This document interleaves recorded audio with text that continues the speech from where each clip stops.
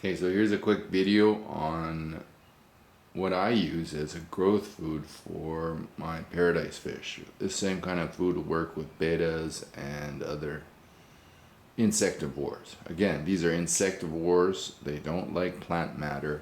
They can't digest plant matter very well. So we start off here with, I use about a cup of ground fish food, Dr. Brassere's or Vibrobites or any food that their regular diet consists of, so they take the food very well. Use multivitamins. I've got vitamin C, I've got a multi-mineral, I've got some concentrated vitamin B. I have some frozen shrimp. I put in garlic. I need 5 packs of agar for the gel. This is black soldier fly powder that's processed and ground, and I use 10 eggs. Now in that I also throw in I have some shelled Artemia food, stuff laying around that I've used before and maybe they don't take as well by themselves. I'll mix it in. So that's the basic ingredients there.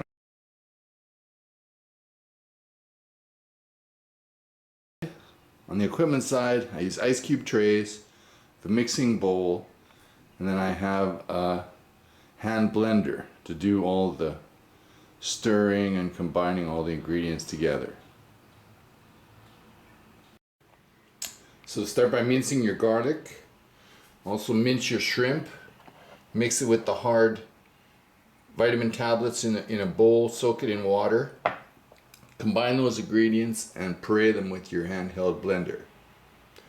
As the dry goods go, start with 3 cups of black soldier fly powder, 1 cup to 1.5 cups of your prepared food. Mix that together in the bowl. Use the hand blender to puree it into a smooth, consistent mixture. So when you're done the first step, you get this kind of a frothy mix concoction that you're ready to add your eggs into. Next up, crack your 10 eggs into a mixing bowl and then combine your garlic concoction in with the eggs. So after you have your eggs and other ingredients combined, be careful not to beat the eggs too much. Now it's time to mix in the dry ingredients, the black soldier fly powder and the prepared food. Stir them in slowly and mix evenly. Once you're finished mixing it, you get this kind of a pasty concoction. And then I use the hand blender to finish it off, make it a nice even consistency. Once everything is mixed, you're ready for the cooking phase. Go over to the stove, get a pan of water boiling. So now we have our concoction mixed to a nice even consistency, and we have our water boiling. Turn out the water boiling, now into the pot.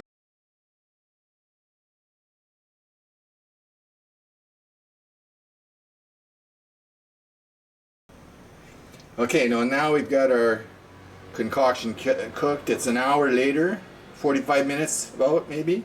You can see it's nice and spongy and hard in the center. So I'll let that cool and I'll start on the agar. This is what the concoction looks like after you get it cooked. It's a little bit spongy, and then I mash it down with a fork to start before I add the agar in. So for the agar, it's really important to start off with 2 cups of cold water. Add your agar in to the cold water, then slowly bring it to the boil. If you start with hot water, it'll clump on you. So as you're getting ready, you have to work pretty fast after you get the agar in. So I get my ice cube trays all set out, ready to go, so I can pour into the trays as soon as it's ready. So this is the aftermath. Once you add the agar, you need to work very quickly, so I don't have time to fill them. But this is how it's spooned into the ice cube trays. And then I've got a little bit left clean up there that I put in the fish tank, and they'll eat it themselves.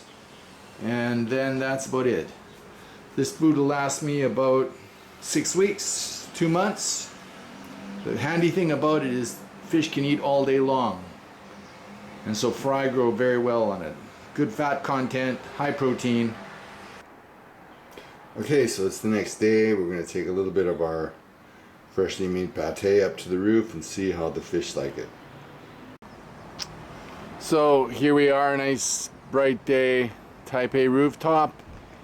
Getting ready to do a little bit of feeding on our new pate, see how it goes down.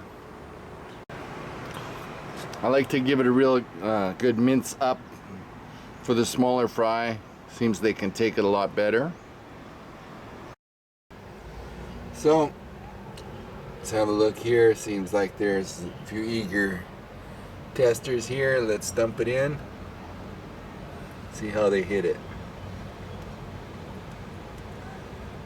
And it seems to be hitting it pretty well. So I think we're fine this time. Here's one of the smaller test fry tanks. Let's see how they hit it. And it's a hit.